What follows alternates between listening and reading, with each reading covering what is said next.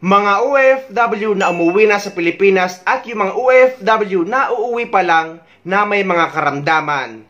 Libreng makakapagpa-check up at makapagpapagamot dito na ibinida ng Department of Migrant Workers. Doble kayod kaya madalas bugbog ang katawan sa kakatrabaho sa ibang bansa.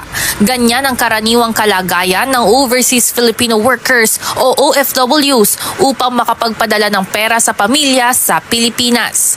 Ngunit ang kapalit naman ito, ayon kay Dr. Patrick Louie Maglaya, ay ang pagkakaroon ng iba't ibang banta sa kalusugan.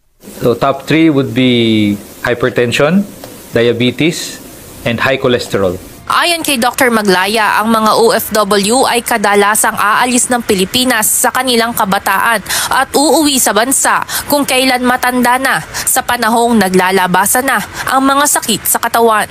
Lahat po ng sakit dahil sa puyat, nutrisyon, kakulangan sa edukasyon. Ako na po yung magbabanggit, energy drinks, mga instant na gamot, instant na pagkain. Lahat po yan ay pagdating dito ay talaga namang nakikita mo. Kung hindi po problema sa baga, problema sa kidney, problema sa puso. Dahil dito, lalong pinagtutuunan ng pansin ngayon ng Department of Migrant Workers ang kalusugan ng mga migranteng manggagawa.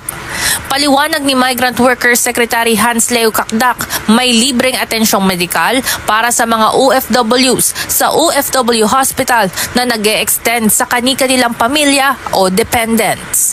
And in the first quarter alone, speaking of the first quarter again, the value of these free services reached 22.59 million pesos, up from 18.76 million pesos in the same period last year. Tiniyak ng DMW na lagi silang nakikipag-ugnayan sa Department of Budget and Management upang matiyak na may sapat na budget ang OFW Hospital para maipagpatuloy ang pangangalaga sa mga migrant Pinoy workers. Hanggang first quarter of 2025, 197,549 na pasyente ang nabigyan ng agarang serbisyo medikal at 378,162 medical procedures and laboratory services ang ating nagawa. Higit 197,000 na mga pasyente ang naitala ng Overseas Filipino Workers o OFW Hospital na naserbisyuhan simula nang buksan ito sa publiko nitong 2022. Isa sa mga pasyente dito ay si Francis, 28 years ng OFW at isang chef sa Saudi Arabia. Anya, dahil libre naman ang serbisyo, dito na siya nagpapa-check up. So, sa lalong madaling panahon, nagpa-check up na ako para malaman ko rin kung may sakit ako. Napag-alaman ko nga may sakit ako na diabetes. Si Kay naman, 12 years ng OFW at isang nani sa Hong Kong. Regular siya magpatingin upang masiguro ang kalusugan habang nagtatrabaho. Siyempre, kailangan maging healthy ka bago ka lumabas ng bansa kasi pag andun ka na, sarili mo na lang eh. Iba pa rin yung, alam mo yung parang, di ba, nagsa-second opinion ka minsan, gano'n. Pero dito, siyempre, mas kampante ako sa mga ano natin dito, doktor. Ayon sa Department of Migrant Workers, ngayong unang quarter ng 2025, umabot ng higit 22.5 million pesos ang mga libreng medical service na nai-avail ng mga pasyente sa OFW Hospital. Tiniyak naman ni Migrant Workers Secretary Hans Leo Kakdak na nakaayos na rin ang mga plano ngayong 2025 upang lalo pang mapalawig ang healthcare services para sa mga makabagong bayani ng bansa. In the works is yung mobile medical units, kabisado yan ng nina USEC at DBM at DOH para magkaroon ng mas palawigin yung primary care service ng OFW Hospital.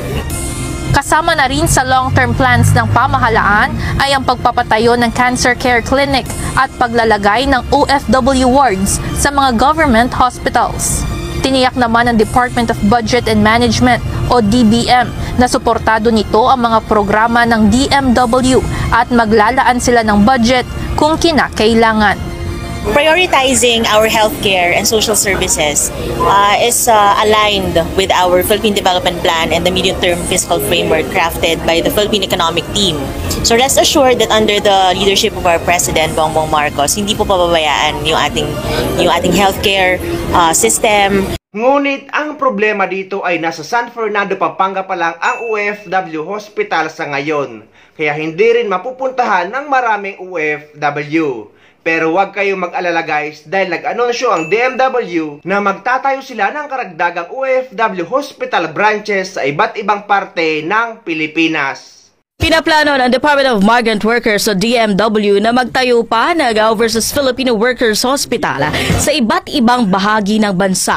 Ayon kay DMW Secretary Hans Leo Kakdak, nais ang ahensya na magkaroon ng units of branches ang naunang itinatag na OFW Hospital sa San Fernando, Pampanga. Ipinagmalaki niya na nasa 86,000 na inpatient at outpatient ang nabigyan ng serbisyong medikal ng naturang ospital.